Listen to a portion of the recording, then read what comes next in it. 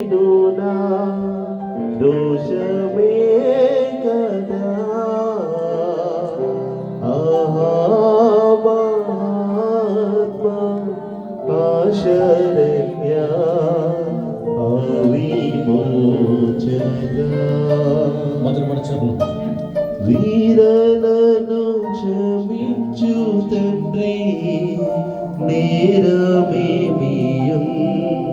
కోరితితులా నిన్ను చంప క్రూర జనులకై మహాత్మా ఆశరణ్య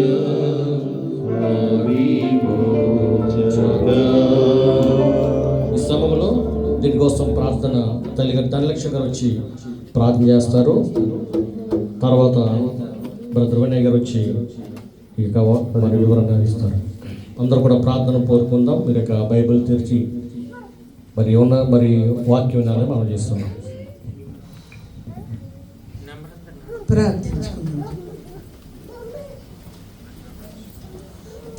పరిశుద్ధమైన తండ్రి, వేలాది బట్టలతో దూతలతో కూడిన దేవా నీ బంగారు పాదాలు లెక్కలేని వందనములు స్తోత్రం చెల్లించుకుంటున్నాం బాబు.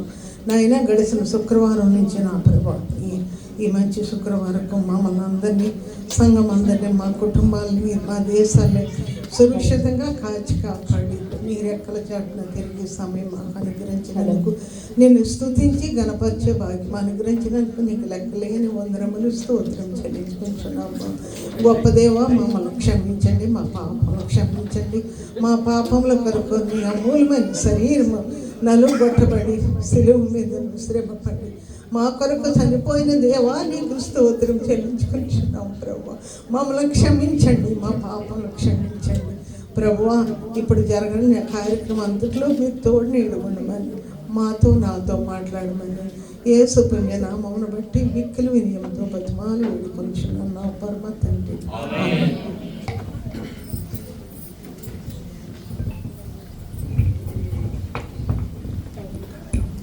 మరి వివరణ 5 నిమిషాలు మీకు ఇస్తున్నాం. ప్రసంగం కాదు, వివరణ మాత్రమే. దయచేసి విషయం గమనించాలి మనం చేస్తున్నాం. దేవుని నామానికి మహిమ కలుగును గాక. యొక్క సమయంలో ఇచ్చిన అధ్యక్షుల వారికి ప్రత్యేక వందనాలు. కూడొచ్చిన ప్రతి ఒక్కరికి అతి పరిశుద్ధుడు సర్వశుద్ధైన దేశనామలు హృదయపూర్వక వందనాలు. యేసుక్రీస్తు ఈ లోకానికి మన కోసం మన పాపం నిమిత్తం వచ్చినాడు. 33.5 సంవత్సరాలు ఈ లోకంలో మనిషిగా జీవించి 3.5 సంవత్సరాలు దేవుని పరిచర్య చేసి 3 గంటల సేపు సిలువపై మరణించాడు. ఆ 3 గంటల్లో దేవుడు పలికిన 7 మాటలు అమూల్యమైన మాటలుగా నిలిచిపోయాడు. దేవుడు ఆ 3.5 సంవత్సరాలు ఎన్నో కార్యాలు చేశాడు, ఎన్నో అద్భుతమైన కార్యములు చేశాడు. చనిపోయిన వారిని లేపి అన్నాడు, మోగువారికి మాట ఇచ్చినాడు, చేటు వారికి స్వరం వెనుకడి ఇచ్చినాడు. అయితే ఆ 7 మాటలు మాత్రము ఆ సిలువపై పలికిన 7 మాటల ద్వారా దేవుడు ఎన్నో అద్భుత కార్యములు చేస్తున్నాడు. మొదటి మాటగా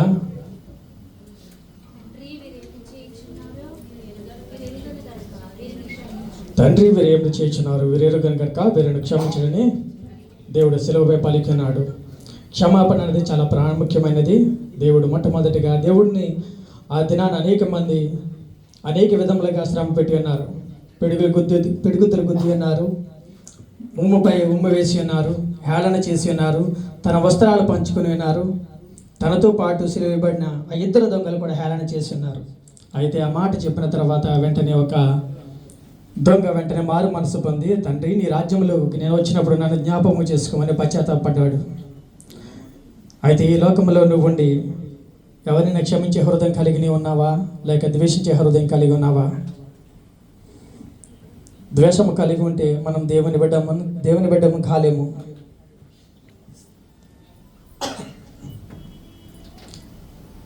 దేవుడు వాక్యం చెప్తుంది,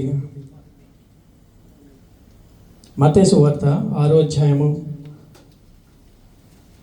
43వ వచనము, నీ పొరుగు వారిని ప్రేమించి నీ శత్రువుని ద్వేషించమని చెప్పబడిన మాట మీరు విన్నారు కదా. ఈ లోకం చెప్తుంది నీ పొరుగు వారిని మాత్రమే ప్రేమించు, నీ శత్రువుని ద్వేషించమని ఈ లోకం చెప్తుంది.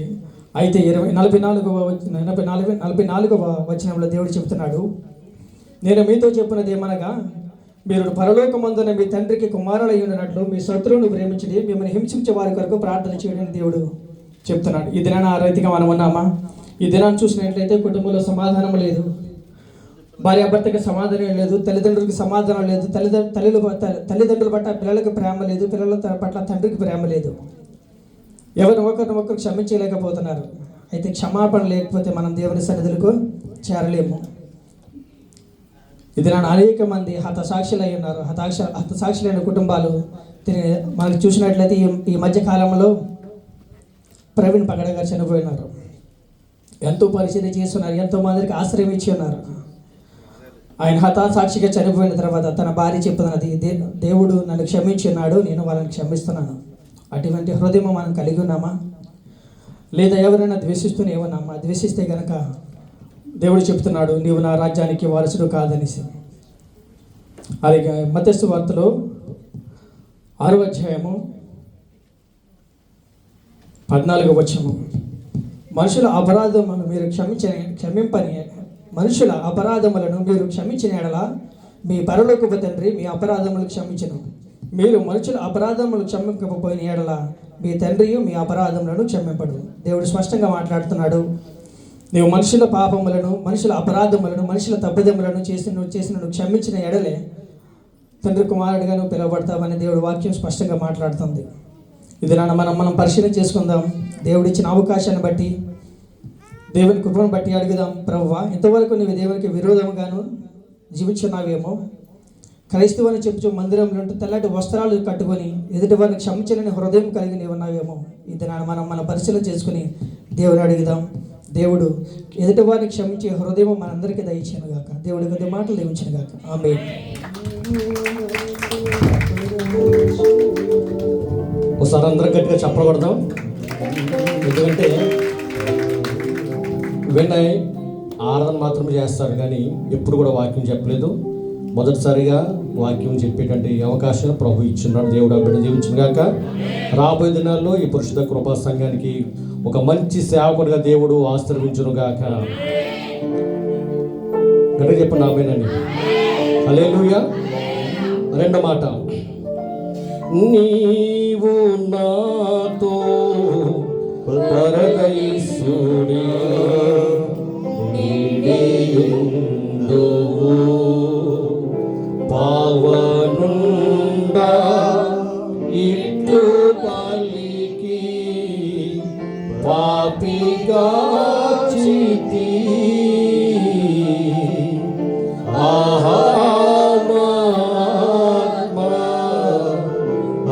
శరణ్య విమోచక ద్రోహరహిత చంపే దోషమే కదా ఆత్మ ఆశరణ్య విమోచక. రెండో మాట 23 లోకసువార్త 23వ అధ్యాయం 43 బ్రదర్ కిషోర్ గారు వచ్చి చదివిస్తారు. దాని వివరణ సహోదరి నిరీష గారు చదువుతారు మరియు వివరిస్తారు. దానికి ముందు తల్లి సత్యవతి గారు వచ్చి ప్రార్థన చేస్తారు.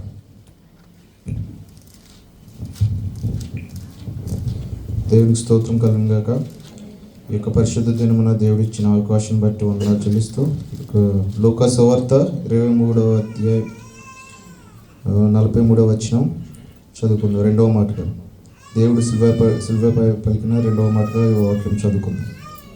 అందుకు ఆయన వానితో, నేడు నీవు నాతో కూడా పరదేశులో ఉండు అని నిశ్చయంగా నీతో చెప్పుచున్నాను. నేను సమయంలో మరి తల్లి గారు సత్యవతం గారు వచ్చి ప్రార్థన చేస్తారు.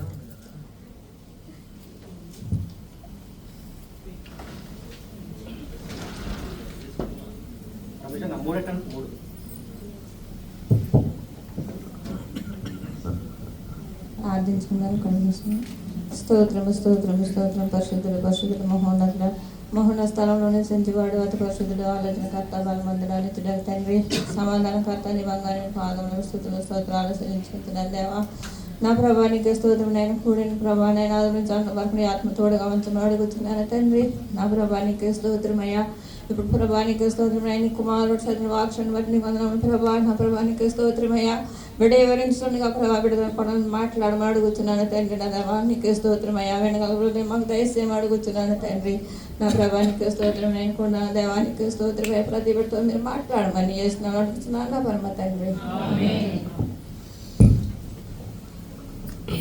సోదరి నీరోషి గురించి వివరిస్తారు.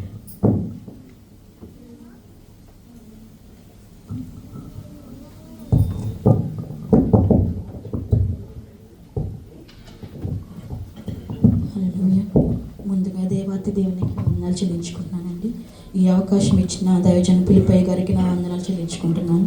అలాగే అధ్యక్షులకి, అలాగే సంఘస్థులకి దేవుని నామమున వందనాలు చెల్లించుకుంటున్నాను.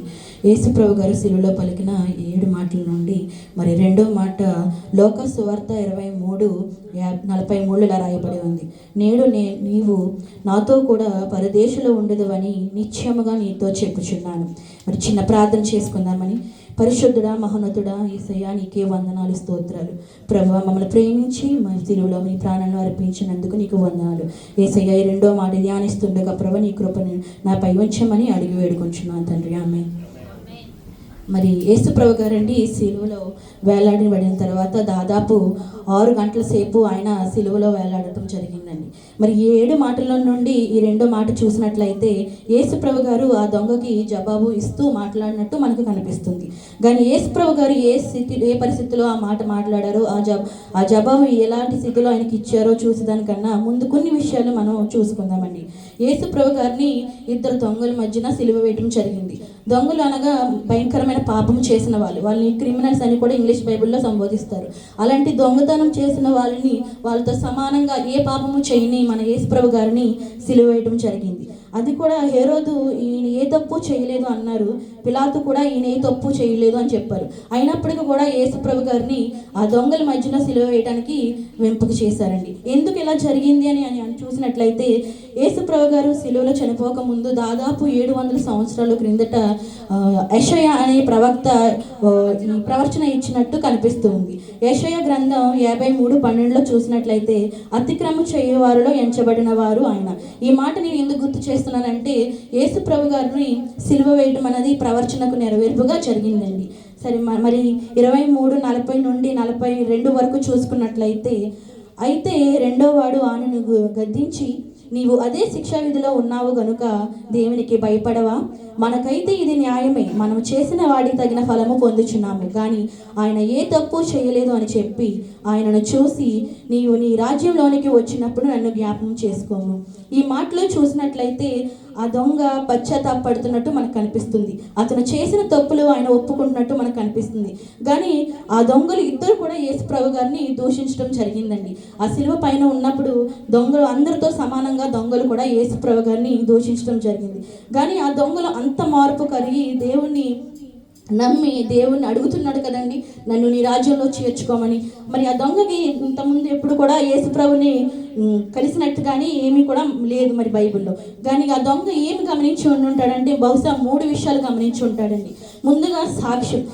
దేవుని అనేక మంది దేవుని దూషిస్తూ కనపడ్డారు. ప్రతి ఒక్కరు దూషించారండి. నువ్వు నిజమైన దేవుడు అయితే నేను రక్షించుకో, నువ్వు నిజమైన దేవుని కుమారుడు అయితే నేను రక్షించుకో, ప్రతి ఒక్కరు దూషించారు. ఆ దూషణలో కూడా వాస్తవం ఉంది. దేవుడు అనేకమైన గొప్ప కార్యాలు చేసి ఉన్నారండి. దేవుడు ఆయన రక్షించుకోవడం అనేది పెద్ద విషయము కాదండి. ఈ దొంగ ఆ ఒక్క విషయాన్ని అక్కడ గమనించి ఉన్నాడు. మరి రెండోదిగా చూసి ఉంటే పిలాతు శిలువ పైన ఒక ముద్ర వేశారండి. NINRI అని ఒక ముద్ర. అక్కడ దాని అర్థం ఏమిటి అంటే యేసు నజరేతుకు చెందినవాడు, ఆయన యూదులకు దేశ రాజు. అయితే ఈ దొంగ ఈ సువార్తను కూడా అక్కడ గమనించినట్టు మనకు కనిపిస్తూ ఉంది. అలాగే మరి యేసు ప్రభు గారు శిలువ పైన పలికిన మొదటి మాట, ఆయన అంత శ్రమలు పడుతూ అంత బాధపడుతూ కూడా ఆయన ఏం అడుగుతున్నాడండి, ఆయన ఏం చేయుచున్నారో వాళ్ళు తెలియదు కాబట్టి వాళ్ళని క్షమించమని అడుగుతున్నాడు. మనమైతే అలా అడగగలుగుతామా అండి? మనకు అంత మంచి హృదయం ఉందా యేసు ప్రభు గారు లాంటిది? కానీ ఆ దేవుడు ఆ మూడు విషయాలు కూడా దేవుని దగ్గర గమనించి ఏం కలిగిందనే దొంగకి మారు మనసు కలిగింది. ఆయన చేసిన తప్పులు ఆయన ఒప్పుకోవడం జరిగింది. పశ్చాత్తాపడుతున్నాడు. నీ రాజ్యంలోకి నన్ను చేర్చుకోమని అడుగుతున్నాడు. మన దేవుడు ఎంత గొప్ప దేవుడు అంటే అండి, మరి దొంగ అలా అడిగిన వెంటనే ఏమీ ఆలోచించకుండా, ఆ దొంగ ఎటువంటి వాడు ఏ పాపము చేశాడో కూడా ఆలోచించకుండా మరి దేవుడు ఏం చెప్పుచున్నాడండి? నేడు నీవు నాతో కూడా పరదేశంలో ఉండదు అని నిత్యముగా చెప్పుచున్నాను. ఎంత మంచి మాట అండి, ఎంత ప్రేమ కల దేవుడు అండి మన దేవుడు. మరి ఒక వంతు చూస్తే ఆ దొంగ చాలా అదృష్టవంతుడు కదా, దేవుడినితో పాటు కూడా పరదేశంలో ఆయనకి స్థానం దొరికిందండి. మరి ఆ శిలువ పైన ముగ్గురు మరణించారు కదండి. ఒకరు పాపంలో మరణించారు, ఇంకొకరు పాపానికి చనిపోయారు, ఇంకొకరు పాపం కోసం చనిపోయారు. మరి యేసు ప్రభు గారిని మనకి సమయం ఉన్నప్పుడే మనం కూడా ప్రార్థించితే, మనం కూడా మన తప్పులు ఒప్పుకుని ఆయన అడిగిన రీతిగా ఉంటే మనకు కూడా అదే విధముగా ఆయన పరలోకంలో స్థానం ఇవ్వడానికి సిద్ధంగా ఉన్నారండి. మనం అందరం ప్రార్థన చేద్దామండి. నిత్య రాజ్యంలో యుగ యుగాలు ఆయనతో ఉండే అట్టి పంచి కృప మనందరికీ ఇక్కడ ఉన్న ప్రతి ఒక్కరికి అనుగ్రహించును గాక. ఆమేన్.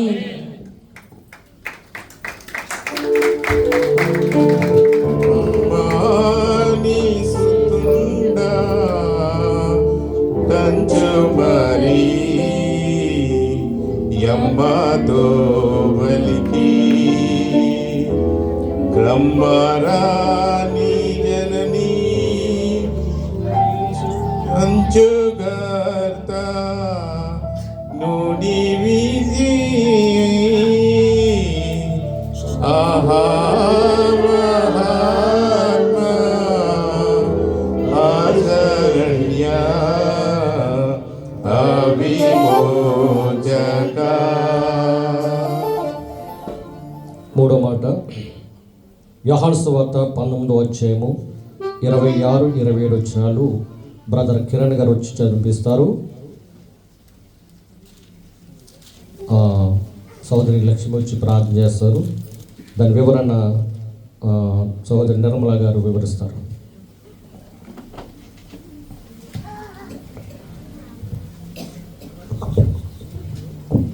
ముందుగా దేవునికి స్తుతి స్తోత్ర వందనములు చెల్లిస్తున్నాను.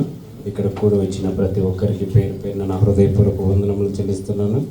అలాగే దేవుడు పలికిన సిలువలో 7 మాటల్లో 3వ మాట నాకు ఇచ్చినటువంటి సిస్టర్ గారిని బట్టి, బ్రదర్ని బట్టి నా హృదయపూర్వక వందనాలు. యోహాను సువార్త 19వ అధ్యాయంలో 26, 27 వచనాలు చదువుకుందాం. యేసు తన తల్లియు తాను ప్రేమించిన శిష్యుడును దగ్గర నిలుచుండట చూచి, అమ్మా ఇదిగో నీ కుమారుడు అని తన తల్లితో చెప్పాను. తర్వాత ఆ శిష్యుని చూచి, ఇదిగో నీ తల్లి అని చెప్పాను. ఆ గడియ నుండి ఆ శిష్యుడు ఆమెను తన ఇంట చేర్చుకొనెను. ఆమేన్.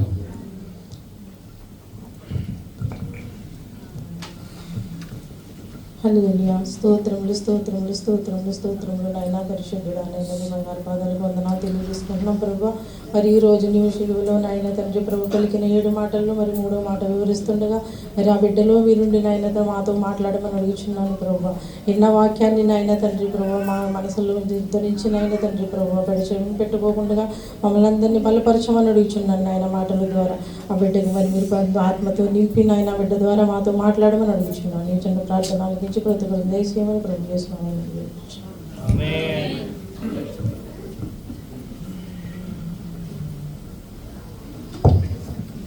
దేవునికి స్తోత్రం. హల్లెలూయా. దేవాది దేవునికి ఘనత మహిమ ప్రభావమునండి. దైవ సేవకులకి, సంఘ కాపరి గారికి, అధ్యక్షుల వారికి, కూడున్న సహోదరి సహోదరులందరికీ కూడా నా హృదయపూర్వకమైన వందనాలు తెలియజేసుకుంటున్నాం. మరి ఎంతవరకు మరి బ్రదర్ మరియు సిస్టర్ గారు కూడా చక్కగా మొదటి మాటని 2వ మాటని కూడా వివరించారు. ఇప్పుడు 3వ మాటను మనం చదువుకుని చిన్న ప్రార్థన చేసుకుని మరి వివరించుకుందామండి. మహాపరిశుద్ధుడా దయగల మా తండ్రి యేసయ్య నీకు వందనాలు ప్రభా. ఇదిగో మా కొరకు నైనా ప్రభా కలవరి సిలువలో నీ సిలువలో నైనా ప్రభా రక్తం కార్చి నైనా ప్రభా నా తండ్రి మా కొరకు నువ్వు గాయపడి మరణించి నైనా మా కొరకు ఇచ్చిన ఈ ఆజ్ఞలు బట్టి నీకు కోట్లాది వందనాలు స్తుతులు స్తోత్రాలు ప్రభా. నిలబడుచున్న నన్ను నీ బోరగా వాడుకుని నైనా ప్రభా నాకు నీ జ్ఞానాత్మతో నింపమని నైనా నీ చిత్తానుసారం నడిపించమని తండ్రిని దేవుని కుమారుని యేసుక్రీస్తు వారి పరిశుద్ధ నామం అడిగి వేడుకుంటున్నాను మా ప్రియ పరలోక తండ్రి. ఆమేన్. మరి దేవుడు పలికిన శిలువలో పలికిన 7 మాటలు కూడా చాలా శ్రేష్టమైనవినండి. దేవుడి నోటి నుంచి వచ్చిన ప్రతి ఒక్క మాట కూడా చాలా శ్రేష్టమైంది. మరి శిలువలో ఆయన రక్తం కారుస్తూ కూడా మరి ఆయన శరీరం అంతా రక్తం ముద్దయిపోయినప్పటికీ కూడా మరి ఆయన రక్తంలో ఒక్కో చుక్క రక్తం, ఆయన ఒంట్లో ఒక్కో చుక్క రక్తం లేనప్పటికీ కూడా మరి ఆయన మరి బలం తెచ్చుకుని, శక్తి తెచ్చుకుని మరి 7 మాటలు ప్రాముఖ్యంగా మాట్లాడారంటే ఈ 7 మాటలు కూడా మనం ఎంతో కూడా మరి తెలుసుకోవాల్సింది ఉన్నదండి. మరి ముఖ్యంగా మొదటి మాట, రెండవ మాటలు మనం చూసుకున్నాం. ఈ 3వ మాట గురించి ఏంటంటే ఆయన బాధ్యత గురించి.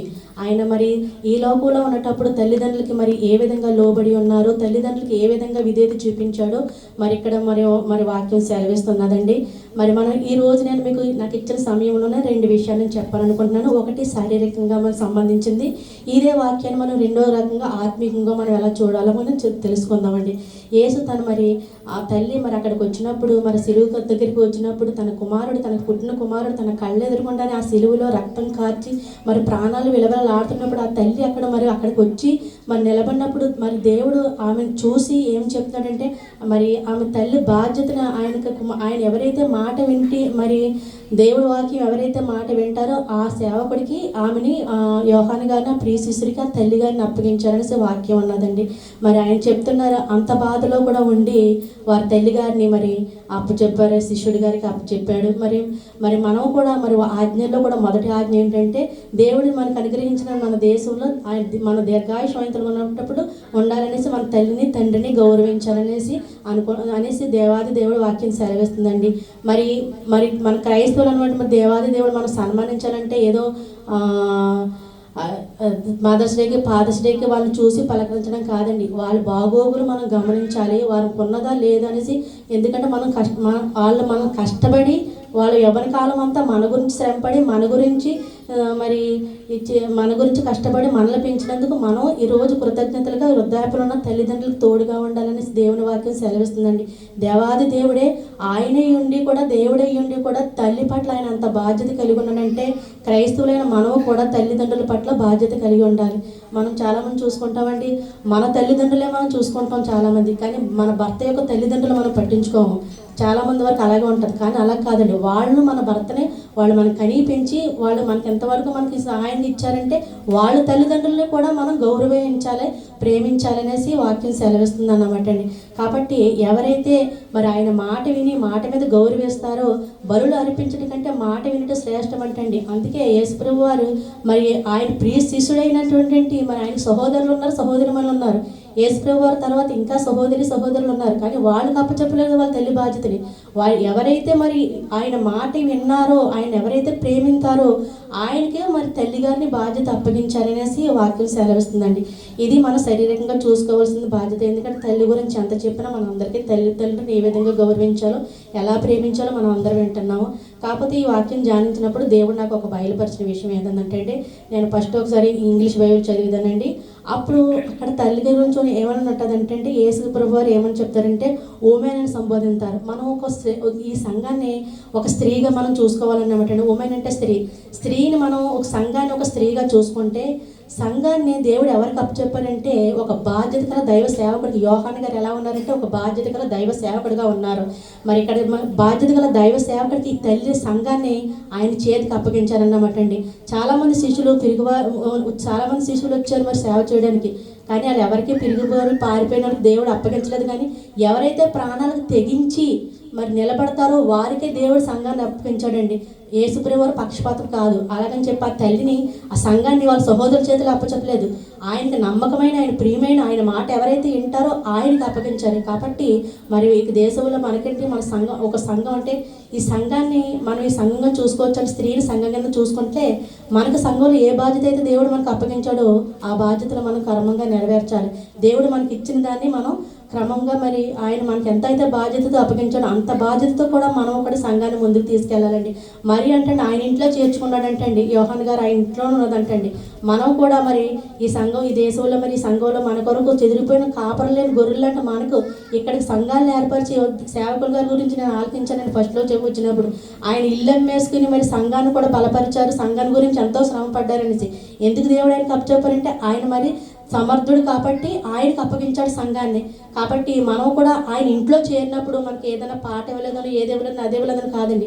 మన దేవుడు మనకి ఏ సంఘాన్ని అయితే ఏ ఇంటినైతే చేర్చాడో ఆ ఇంట్లో మనం నమ్మకంగా ఉండాలనేసి ఆత్మీయంగా మనం చూసుకోవాలి. కాబట్టి ఇక్కడ తల్లి కొడుకు సంబంధం, తల్లి శిష్యుడి సంబంధం ఎలా ఉన్నదంటే, ఒక స్త్రీ అంటే సంఘం సేవకుడికి మధ్యన ఏ విధంగా ఉండాలో దేవుడు ఆ బాధ్యతను కూడా మనకి తెలియజేస్తాడనేసి, అలాగే ఆత్మీయంగా మరి శారీరకంగా కూడా దేవుడు తల్లి పట్ల మరి మనం తల్లిదండ్రుల పట్ల ఏ విధంగా ఉండాలో, అలాగే ఆత్మీయ తల్లిదండ్రులైన సంఘం పట్ల మనం ఎలా విధంగా ఉండాలో అనేసి ఈ దేవుడు మరి వాక్యం వివరిస్తున్నారండి. దేవుడి సాక్ష్యం మరి వాక్యం దీవించి ఆశీర్వదించను కాక. నా దేవా దేవా ఏమి విడా నడిదివనుచు శ్రీదేవా సుత బలికితివి సమసప్ప సాఖ్యమా ఆహా మహాత్మా ఆశరణ్య అవిమోచక.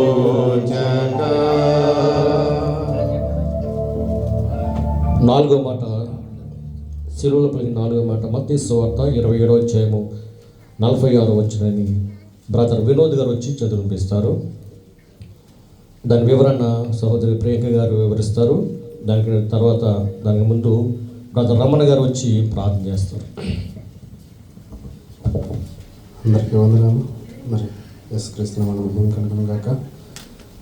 మత్తయి సువార్త 27వ అధ్యాయం 46వ వచనం. ఏలి ఏలి లామా సబక్తాని బిగ్గరగా కేక వేసెను. ఆ మాటకు నా దేవా నా దేవా నన్నెందుకు చెయ్యి విడిచితివి అని అర్థము. సమయంలో ప్రార్థన సోదరు రమణ గారు వచ్చి ప్రార్థన చేస్తారు.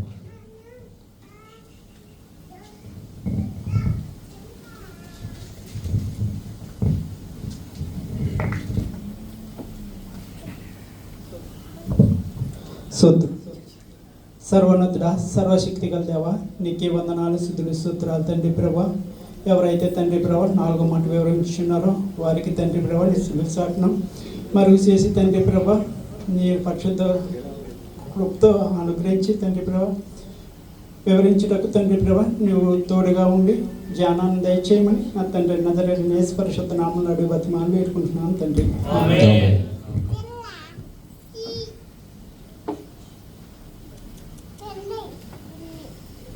దేవుని నామములో అందరికీ వందనాలండి. సంఘ స్థాపకులకు ఫిలిపై గారికి నా వందనాలు, సంఘ పెద్దలకి నా వందనాలండి. కూడి వచ్చిన మీ అందరికీ నా వందనాలు. చిన్న ప్రార్థన చేసుకున్నామండి. మహాపరిశుద్ధుడా నాయన ఇప్పటి వరకు నాయన మాతో ఎంతో చక్కగా 3 మాటలు మాట్లాడి ఉన్నావు ప్రభువా. నాయన ఈ 4వ మాట మాట్లాడుచుండగా ప్రభువా నాయన నీ చిత్తం ద్వారా నాయన మేము మాట్లాడటకు సహాయంలో దయచేయండి, గ్రహించి నాయన హృదయంలోను నాయన వినగలిగి చెవులను నాయన మీరేం కాదు ప్రభా.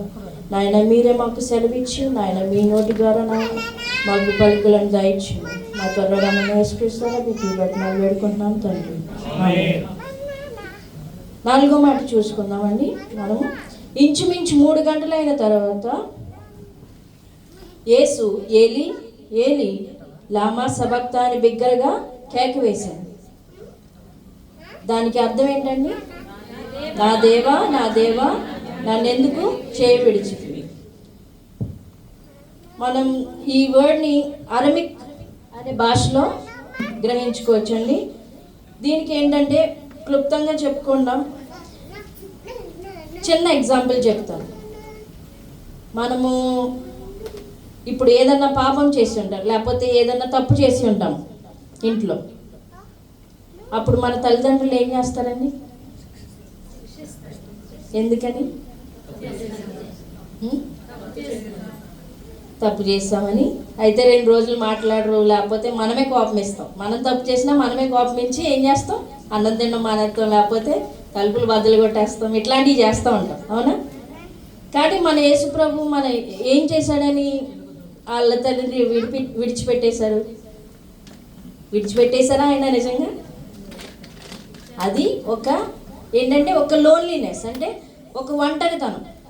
అవునా అవునా కాదండి? అందరూ మెలకుగా ఉన్నారా? శక్తి కలిగి ఉన్నారా? సో దీనిలో ఏంటంటే మనము ధైర్యం కలిగి జీవించే ఒక వ్యక్తిత్వంలో ఉండాలి. అవునా? ఇప్పుడు మనం ఒక పాపం చేస్తాం. ఒక పాపం వచ్చేసి ఒక ఇటుకంత బరువు అనుకుందాం. రోజుకి ఎన్ని పాపాలు చేస్తాం చెప్పలేము.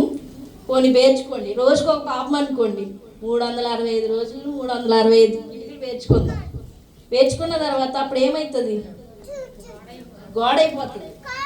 దాన్ని ఇప్పుడు మనం తొలగించాలంటే ఎవరినో తెచ్చుకొని మళ్ళీ దాన్ని తొలగించుకోవాలి. అంటే మనకి ఇప్పుడు ఎలా అంటే మన సేవకుల దగ్గరికి వెళ్ళి బ్రతిమాడుకుంటూ ఉంటాం.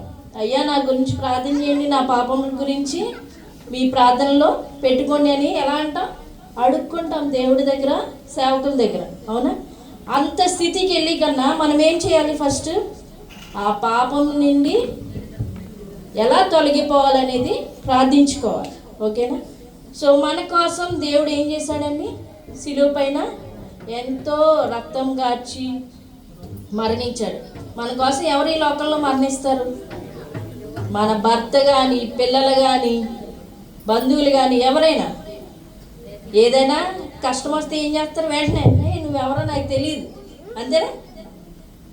కానీ ఈ దేశంలో ఎంతో గొప్ప కుటుంబం మనకు దొరికింది. అవునా కాదండి?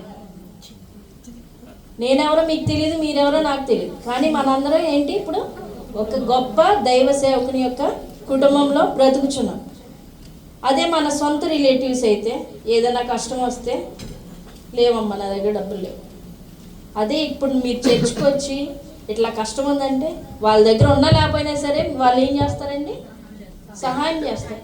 సో దైవికంగా మనం ఏం చేయాలి? కుటుంబాన్ని ఏర్పరచుకోవాలి. ఇప్పుడు దేవుని ఎంతోమంది విడిచిపెట్టి ఉన్నారు. ఇప్పుడు మనం ఇక్కడ కూర్చున్నా నించున్నా సరే మనం ఏం చేస్తాం? ఈ ప్రార్థన వరకు కూర్చుంటాం, నించుంటాం, వింటాం, ఎంతో చక్కగా పరిశుద్ధాత్మతో ఉంటాం. కానీ ఒక్కసారి ఆ గేట్ బయట దాటికి వెళ్ళిన తర్వాత ఏమవుతుంది? అంతా మామూలే. అవునా? కానీ అది మనం ఎలా చేయాలి? గ్రహించుకోవాలండి.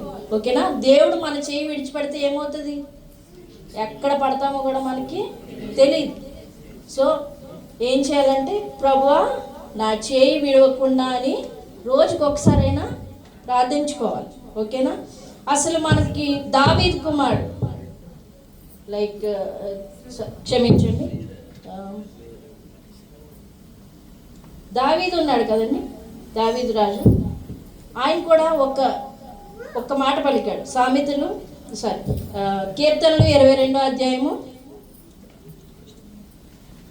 1వ వచనంలో చూడండి. నా దేవా నా దేవా నువ్వు నన్ను ఎందుకు విడిచిపెట్టావు? అవునా? ఇదే మాట మన యేసు ప్రభు కూడా శిలువ పైన పలికాడు. ఎందుకనండి? అది ఒక ప్రవచనం. చాలామందికి ఇక్కడ ప్రవచనం అంటే ఏంటో తెలియదు, అసలు ఎందుకు పలికాడు అనేది తెలియదు. ఎందుకంటే చాలామంది హిందూ కుటుంబాల నుంచి వస్తారు, లేకపోతే చాలామంది అసలు బైబిలే తెలియని వారిగా వస్తూ ఉంటారు. ఎందుకంటే ఏదో ఒక దేవుడు బడి ఏడిస్తే కొంచెమైనా మనకి విముక్తి అంటే ఏంటంటే మనశ్శాంతి కలుగుతుంది అనే ఒక నమ్మకం, విశ్వాసం. ఆ విశ్వాసంలో మనం ఏం చేయాలి? పక్కవారి గురించి కూడా మనము ప్రార్థిస్తూ ఉండాలి.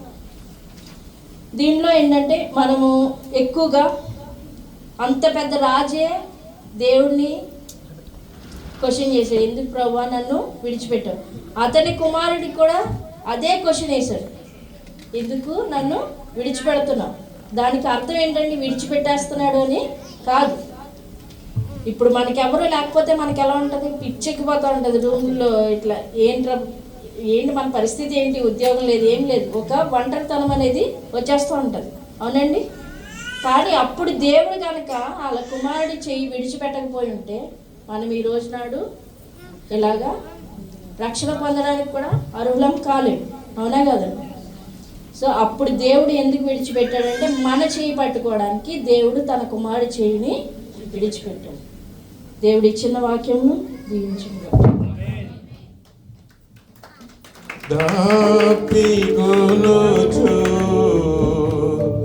నానాటంచు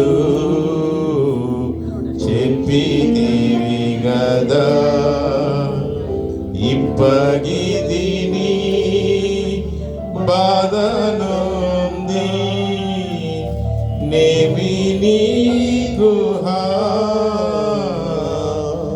ఆహా మహాత్మా ఆశరణ్య అవిమోచక.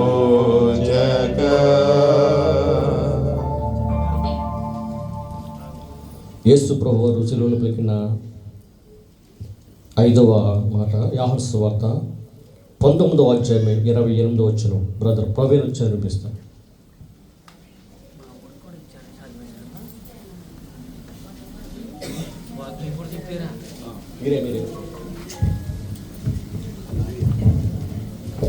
హల్లెలూయా. అందరికీ సంఘం పేరట మీకు వందనాలు తెలియజేసుకుంటున్నాను. 5వ మాట యోహాను సువార్త 19వ అధ్యాయము 28వ వచనం.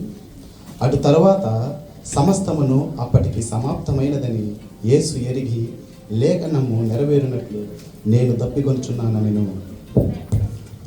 దీని వివరణ సుమిత్ర వివరిస్తారు. దానికి ముందు ప్రార్థన సహోదరులు వచ్చి ప్రార్థన చేస్తారు.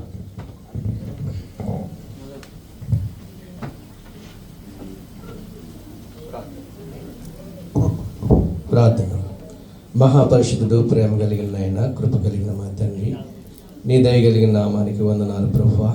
మరి ఇదిగో నా ప్రభువా, నీ ప్రియ కుమారుడు మా రక్షకుడైన యేసుక్రీస్తు మరి ఇదిగోనైనా మా అందరి నిమిత్తము నా ప్రభువా ఈరోజు సిలువలో బలియాగమైనటువంటి రోజు నా ప్రభువా నీ సన్నిధిలో మేమందరం కూడి నిన్ను స్తుతించడానికి ఇచ్చిన యోగ్యతను బట్టి నీకు వందనాలు. మరి ఇదిగో ప్రభువా, మరి 4 మాటల్లో మీరున్నారు ప్రభువా. ఇప్పుడు 5వ మాట మాట్లాడుచుండగా నీ కుమారుని మరుగుపరచండి నైనా నువ్వేమైతే మాట్లాడినావో ప్రభువా, నీవేమైనా మాకందరికీ నైనా తగిన ఆహారం ఇవ్వమని నీవు పలికిన మాట అమూల్యమైన మాటలు 7 మాటల్లో నేను వివరించుకునిచుండగా నీవే మహిమ ఘనత ప్రభావాలు పొందమని మా ప్రభును ప్రియరక్షకుడైన యేసుక్రీస్తు నామములో ప్రార్థించి అడిగి వేడుకుంటున్నాను మా తండ్రి. ఆమేన్.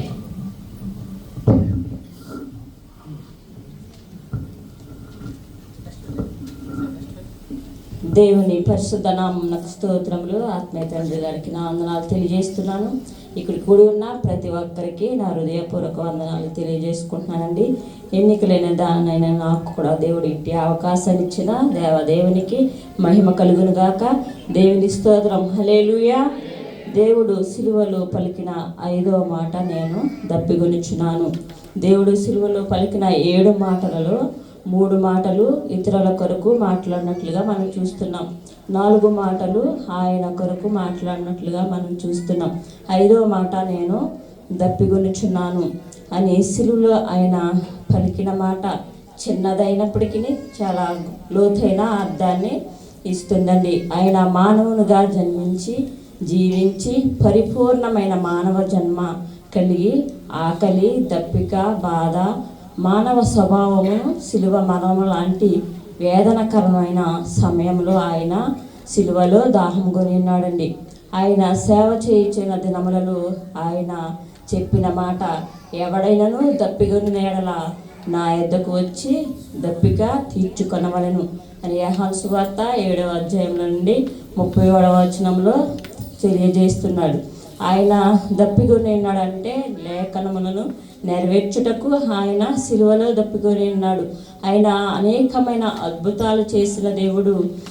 ఇశ్రాయేలు ప్రజలను నడిపించుటకు ఎర్ర సముద్రమును 2 పాయలుగా చేసిన దేవుడు. ఆయన నేలను ద్రాక్షారసంగా మార్చిన దేవుడు. హాగరు తన పసిబిడ్డతో ఎడారిలో దప్పికొని ఉన్నప్పుడు నీటి పొగను కలగజేసిన యేసయ్య సిలువలో ఆయన దప్పికొని ఉన్నాడంటే ఒక దేవుని ప్రవచన వరమును నెరవేర్చడానికి ఆయన దప్పికొని ఉన్నాడండి. కీర్తన గ్రంథము చూసినట్లయితే 22వ అధ్యాయంలో ఆయన 4 చిల్ల పెంకివలను ఆయన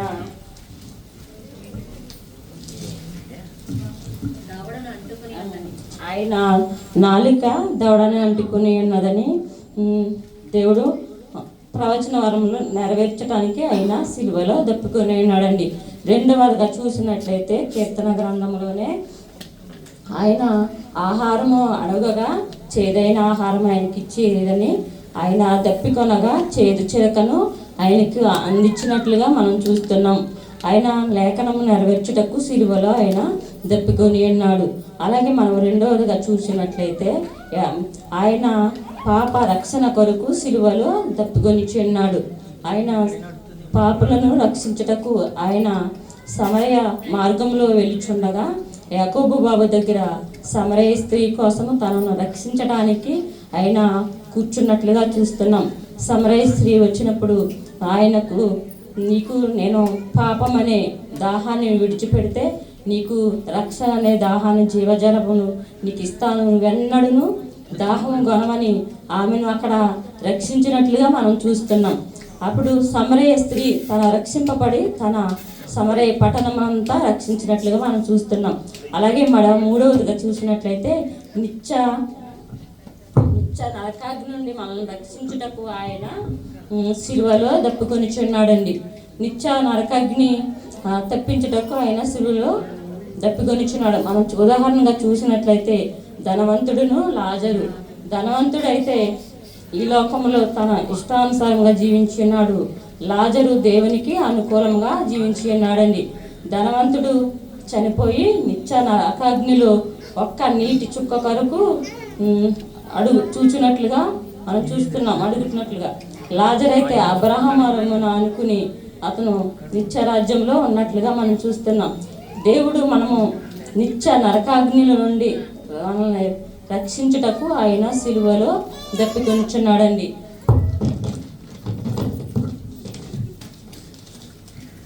దేవుడు దేవదూతల స్వభావం కలిగాడైనప్పటికీ దేవదూతలు కూడా దప్పికొనవు. ఆయన ఉండే వారు కూడా ఆకలి దప్పుకులు ఉండవు. మనము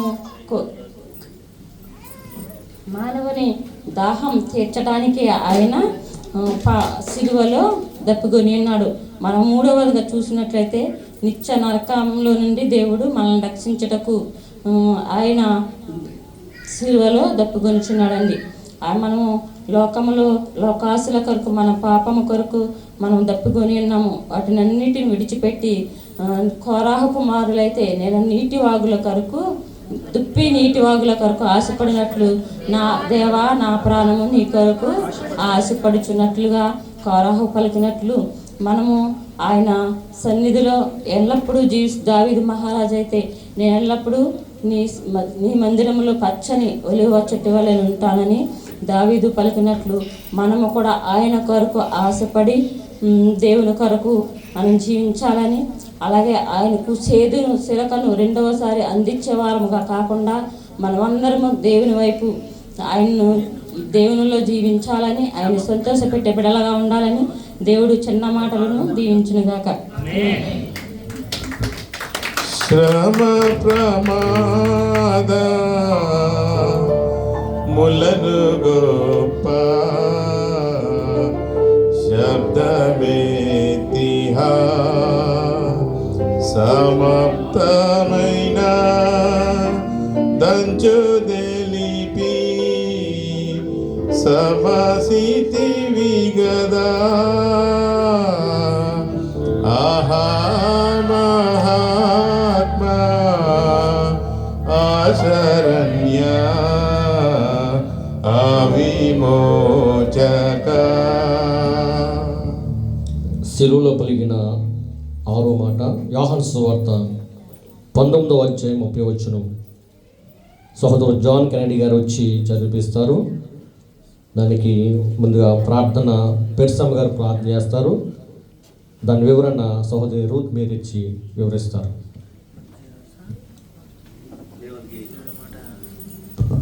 దేవునికి మహిమ కలుగును గాక. సో ఈ సిలువ దాని మీద పలుచిన 7 మాటల్లో 6వ మాటగా యోహాను సువార్త 19వ అధ్యాయము 30వ వచనం చదువుకుందామండి.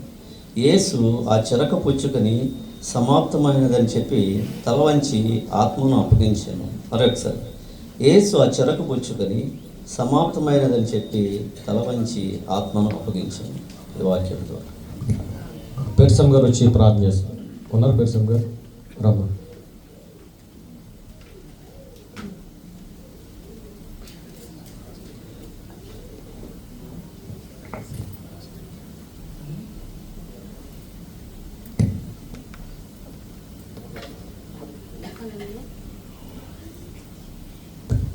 హల్లెలూయా. దేవునికి మహిమగాక. అందరికీ వందనండి. ప్రార్థన సర్వశక్తిమంతుడా, సర్వోన్నతుడా, సర్వాధికారి నీకు వేలాది స్తుతులు స్తోత్రాలు చెల్లించుకున్నాం ప్రభా. ఈనాటికి మమ్మల్ని సజ్జలు ఉంచి అయ్యా నాయన తండ్రి నాయన ప్రభా, ఈనాటికి మేము సజ్జలుగా ఉన్నామంటే నీ కృప అయిందైనా. ఇది 6వ మాట నైనా వివరించుకుంటున్నాగా ఎవరైతే వివరిస్తున్నారో ప్రభా, ఆత్మ నీలో వాళ్ళలో ఉంచినైనా ఉన్నది బోధించి మా మనోన్నతలు వెలిగించి నీ కోసమే జీవించాలని, నీ కోసమే మేము బతకాలని ప్రభా, ఎంతో త్యాగము ఎంతో నాయన మా కోసం చేసినావు ప్రభా. మీ రుణం ఎలా తీర్చుకోవాలంటే మీ సాక్షిగా జీవిస్తేనే ప్రభా నాయన తలంపులు ఉదయంలో అన్నింటిలో నాయన మీ అంటోలో ఉంచుకొని తండ్రి ప్రభా మేము శుద్ధించాలి ప్రభా.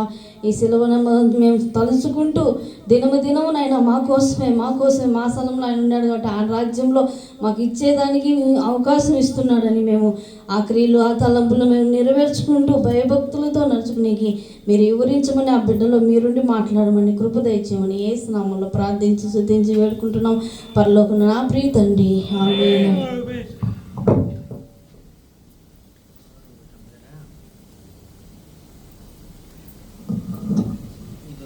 దేవుని నామానికి మహిమ కలుగును గాక. ఈ అవకాశం ఇచ్చినటువంటి దైవ సేవకులపై గారికి అలాగే అధ్యక్షుల వారికి కూడి వచ్చిన సంఘానికి ప్రభుపేట వందనాలు చెల్లిస్తున్నాను. ఇంతవరకు కూడా మరి చక్కని మాటలు దేవుడు ఆయన సిలువలో పలికినటువంటి 7 మాటలలో ఇప్పటి వరకు 5 మాటలు మనం విని ఉన్నాము. మరి 6వ మాటగా నాకు అవకాశం ఇచ్చినటువంటి అధ్యక్షుల వారికి మరొకసారి వందనాలు చెల్లిస్తూ ఈ యొక్క మాటను వివరించాలని ఆశపడుతున్నాను. చిన్న ప్రార్థన చేసుకుందాం.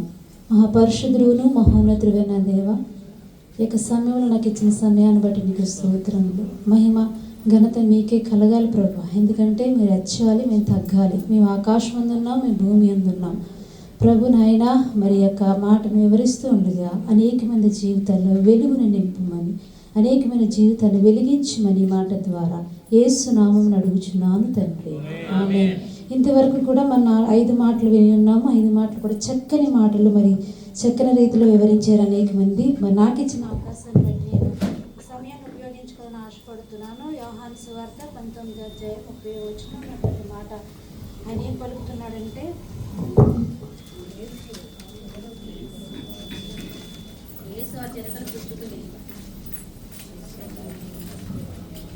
యేసు చెరకు పుచ్చుకుని సమాప్తమైనదని చెప్పి తల వంచి ఆత్మను అప్పగించినట్లుగా చూస్తుంది. ఏంటి చెరకంటే ఆ పులిసిపోయిన ద్రాక్షారసము తీసుకుని తరువాత ఆయన ఏం చెప్తున్నాడంటే సమాప్తమైనదని తెలియపరుస్తున్నాడు.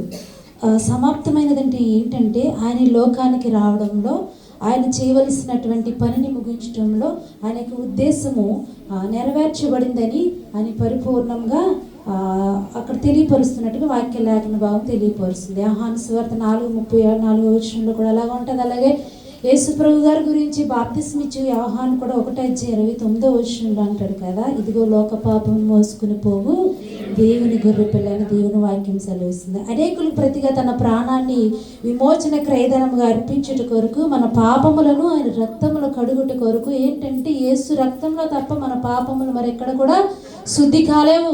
అందుకే యేసు మన పాపముల నుండి విడుదల మనకి ఇవ్వట కొరకు ఆయన భూలోకానికి వచ్చినట్లుగా లేఖనాలు తెలియపరుస్తున్నాయి. అందులో 3 మాటలు నేను తెలియపరచాలని ఆశపడుతున్నాను. మొదటిది ఏంటంటే అనేకులకు ప్రతిగా. అనేకులంటే చాలామంది, అంటే ఈ లోకంలో అనేక మంది రక్షింపబడి ఉన్నారు, కొంతమంది అయితే రక్షణ లేకుండా నివసిస్తూ ఉన్నారు, జీవిస్తున్నారు. ఇప్పటికీ అనేకులకు ప్రతిగా తన ప్రాణాన్ని విమోచన క్రయధనంగా ఇవ్వటానికి యేసు ఈ భూలోకానికి వచ్చినట్లుగా లేఖన భాగం తెలియపరుస్తుంది. అలాగే మార్కు సువార్త 10:45 వచనంలో ఉంటుంది కదా, ఆయన పరిచర్య చేయటానికి వచ్చాడు కానీ పరిచర్య చేయించుకోవడానికి రాలేదు.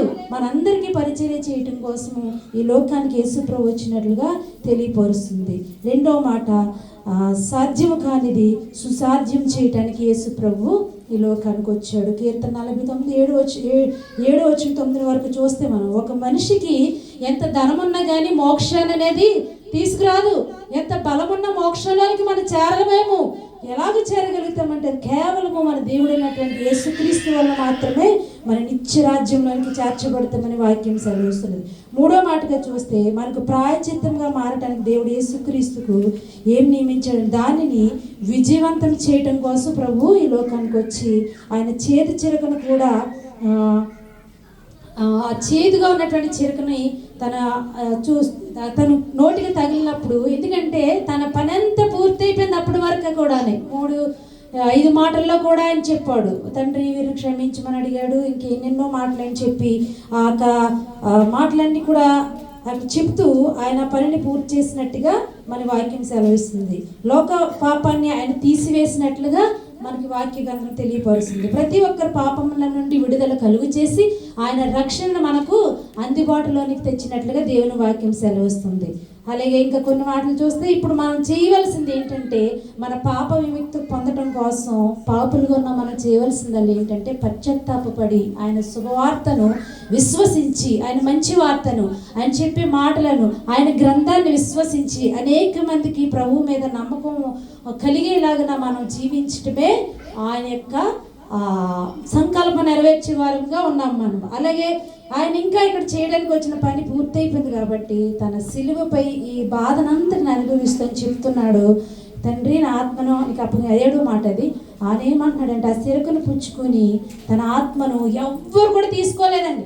దొంగలు ఉన్నారు, వాళ్ళైతే చంపబడ్డారు, కానీ తన ఆత్మను తనే స్వచ్ఛందముగా దేవునికి అర్పించుకున్నట్లుగా ఈ యొక్క భాగం తెలియపరుస్తుంది. కాబట్టి క్రైస్తవులుగా ఉన్నటువంటి మనము, దేవుని బిడ్డలుగా ఉన్నటువంటి మనము, క్రీస్తుని అనుసరించుగా ఉన్న మనము ఆయన యందు విధేయత చూపుతూ ఆయన ఏ అయితే భారాన్ని లేదంటే ఏదైతే మనల్ని రక్షించుట కొరకు ఆయన రాజ్యంలో మనతో ఉండులాగన, ఆయనతో మనం ఉండులాగన మన కొరకు ఏమైతే ఆయన రాజ్యాన్ని సిద్ధపరిచారో.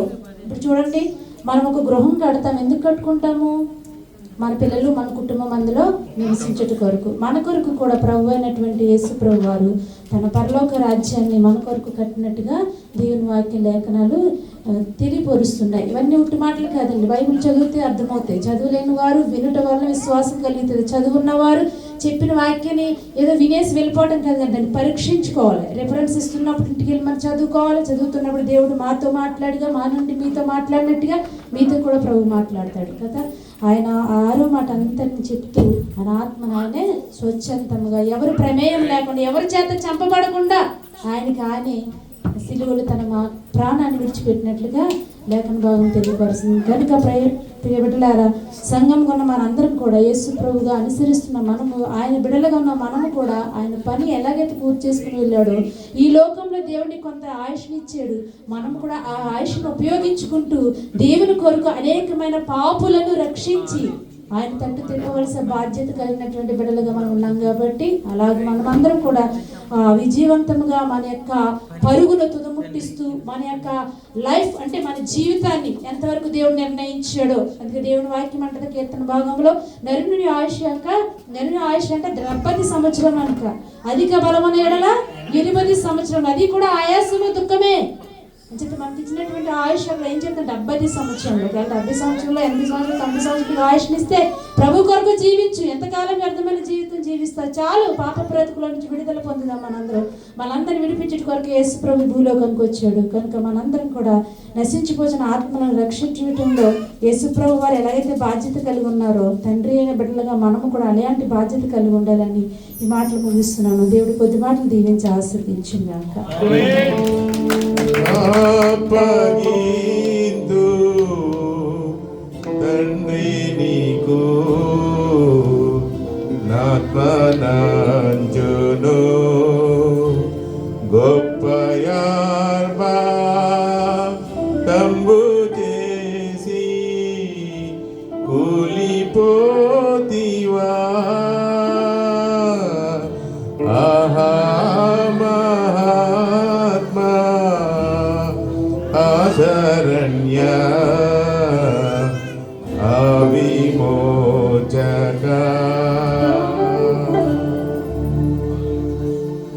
సిలువలో పలికిన చివరి మాట 7వ మాట, లోకసువార్త 23వ అధ్యాయం 46వ వచనం బ్రదర్ కుమార్ గారు చదివిస్తారు. ప్రార్థన మరియం గారు చేస్తారు, వివరణ జరుషి గారు వివరిస్తారు. హల్లెలూయా, దేవుని స్తోత్రం.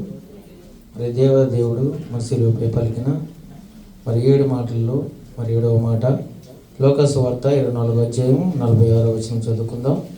అప్పుడు యేసు గొప్ప శబ్దముతో కేకవేసి, తండ్రి నీ చేతికి నా ఆత్మను అప్పగించుచున్నానని ఆయన ఎలాగో చెప్పి ప్రాణం విడిచాను. ఈ చిన్న వాక్యం దేవుడు దీవించును గాక.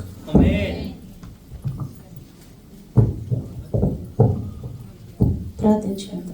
స్తోత్రం తండ్రి. ఇదిగో నా ప్రభా, నీ బిడ్డలు నిలబెట్టుకుని నా తండ్రి నైనా 6 మాటలు కూడా వివరించడానికి నా తండ్రి నీ పరలోక జ్ఞానాన్ని నైనా బిడ్డలకి ఇచ్చిన విధానాన్ని బట్టి నీకు లెక్కలేని స్తోత్రాలు ప్రభా.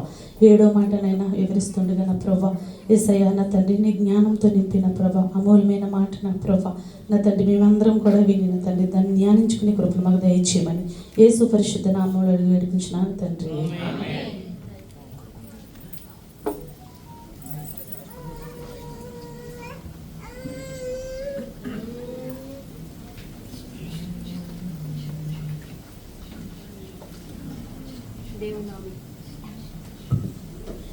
దేవునామని స్తోత్రాలు. కూడా వచ్చిన మీ అందరికీ కూడా ప్రభు అయిన యేసుక్రీస్తు వందనాలు తెలియజేసుకున్నాను. అందరికీ శుక్రవార శుభాకాంక్షలు తెలియజేస్తున్నాను. దేవుడు ఈ దినాన 2000 సంవత్సరాల క్రితం మన కోసం ఏమయ్యాడండి? బలి అయ్యాడు. అది ఎందుకోసం అంటే నువ్వు నేను చేసిన పాపాల నిమిత్తమే ఆయన బలి అయ్యాడు. మళ్ళీ ఏం చేశాడు? తిరిగి లేచాడు. అయితే మనము సంవత్సరాల కొలది ఏం చేసుకుంటున్నాం?